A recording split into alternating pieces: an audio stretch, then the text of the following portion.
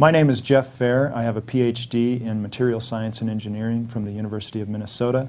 I have a BA in Physics from Brigham Young University. I've worked with solid-state reactions. I've worked characterizing materials, semiconductor materials, thin films. I currently do a lot of work with nanoparticles as well as solid-state reactions. The way I got involved in 9/11 research was about in 2005. I had read Steve Jones' paper on, his initial paper on why the buildings collapsed that day. To give you a little background, on the day of 9/11, on September 11th, I was actually in Albuquerque waiting to, I had an appointment at Sandia National Lab, which is part of Kirtland Air Force Base. And that morning, a colleague of mine knocked on the door and said, as I was getting ready, he said, a plane just flew into one of the Trade Center towers. And I thought, that's strange. And continued to get ready for our appointment. A little while later, he came back and said, a second plane flew into the towers. And then I thought, okay, this is not just your ordinary news day. Something's going on. So I went out to the lobby of the hotel, and people were watching the news. We all watched what happened. Obviously, the base, Sandia is part of Kirtland Air Force Base, so we knew that we weren't going to be getting on the base that day, and sure enough, the base had locked down. No civilians were going in. So we got a car and drove back to Salt Lake City. So the news of the remainder of that day is a little hazy for me because I wasn't sitting in front of the TV watching the news. And I wasn't aware of Building 7 until I read a Steve Jones paper in 2005, which talks about Building 7, talks about the strange details and evidences of, surrounding Building 7. And that's what really grabbed my attention and made me want to look more into this. And so I actually looked for Steve Jones, and I sought him out, and we talked for a little bit. I wanted to get a feel for his sincerity and his motivation for doing this, and so we talked a little bit, and then I watched one of his talks that he gave in September of 2005 at Brigham Young University. And we talked some more, and at that time I was working as an electron microscopist. I was characterizing materials, and I thought that I might have something to offer if eventually he was to come across some evidence or evidence was sent to him. And so I offered what I could do to study that and to get some data on any of the evidence that he might collect.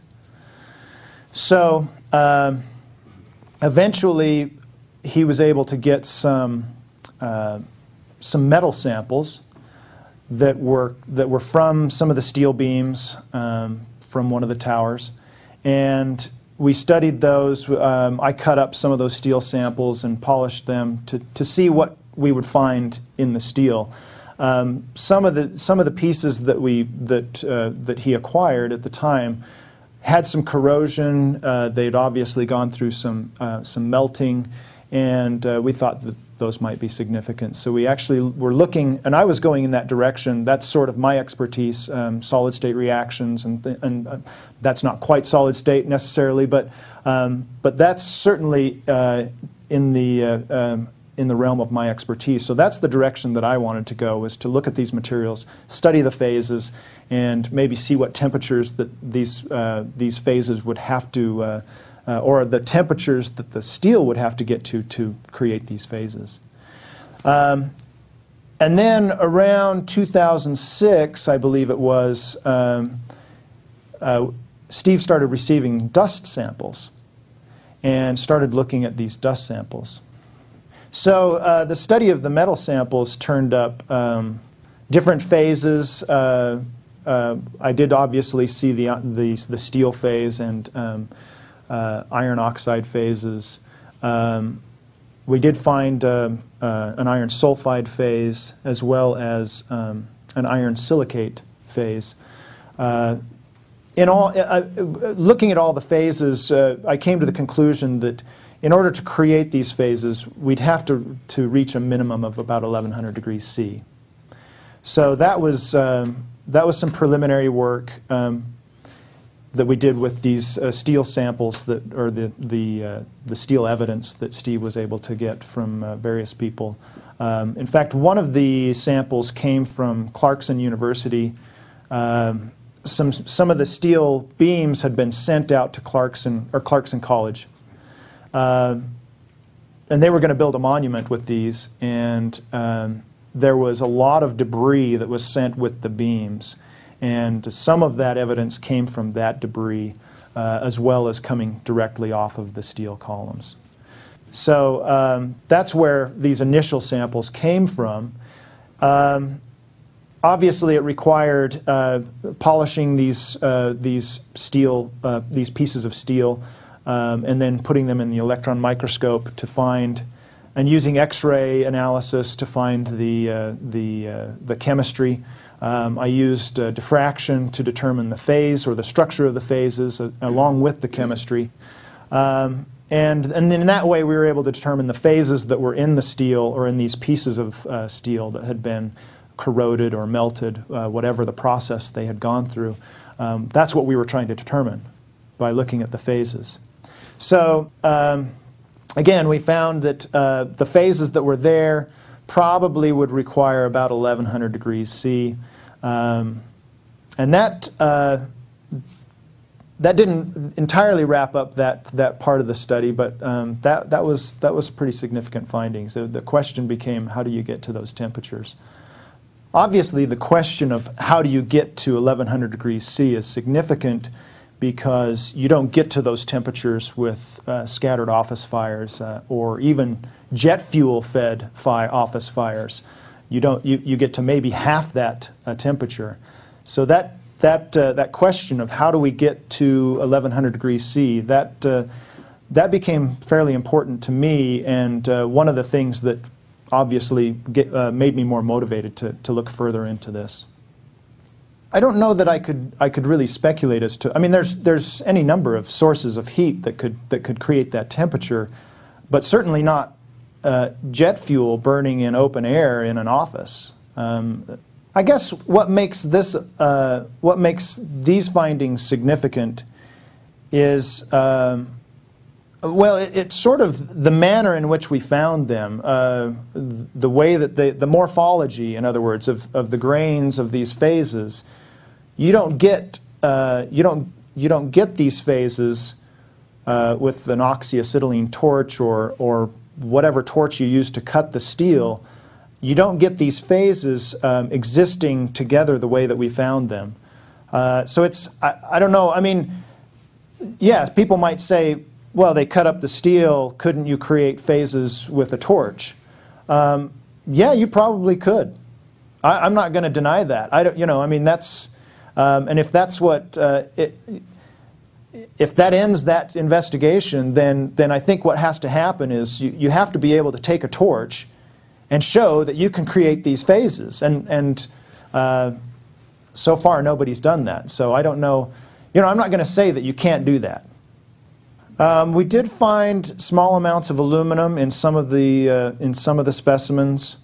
More significant probably was the sulfur content that we found. In fact, in one piece, I found a pore in the steel that had pure sulfur embedded in the pore, which I thought was very strange. And so that's when I really started looking for sulfur and finding it in more abundance in some of these phases.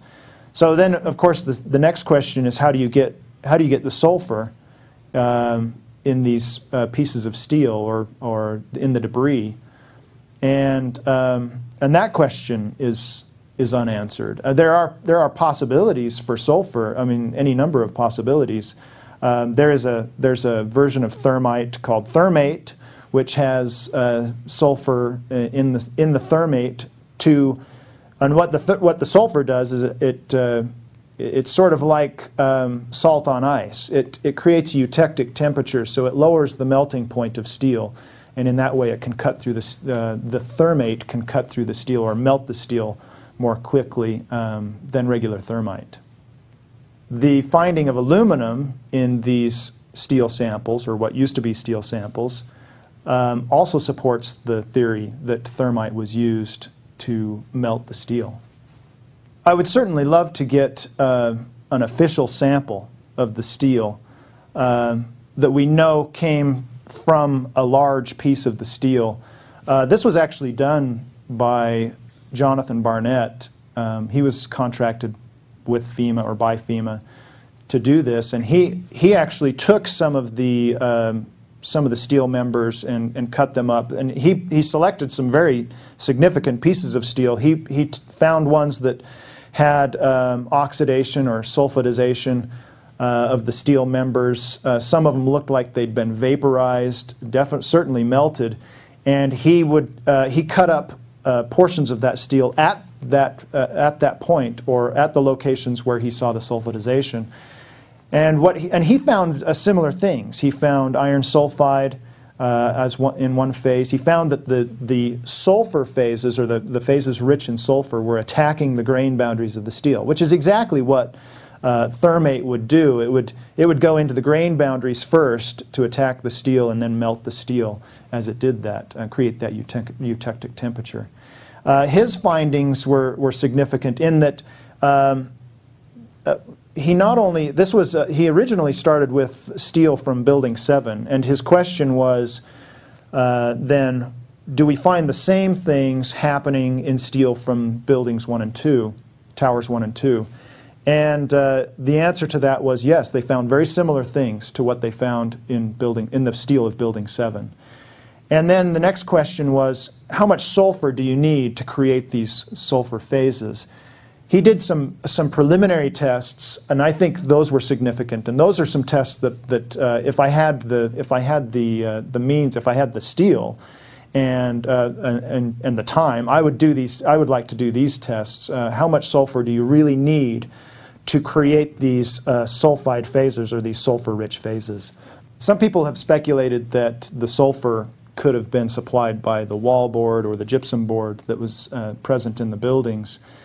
And I believe that's calcium sulfate, so it is a sulfate-rich phase. However, in order for that to happen, in order for you to get sulfur out of the wallboard, you've got to heat up the gypsum board to high enough temperatures to dissociate the calcium from the sulfur. And then you'd have free sulfur and be able to, and then the sulfur could then attack the steel, attack the iron phase, or the steel, and create these sulfide phases which go into the grain boundaries. But again, you've got to get extremely high temperatures to dissociate those two things.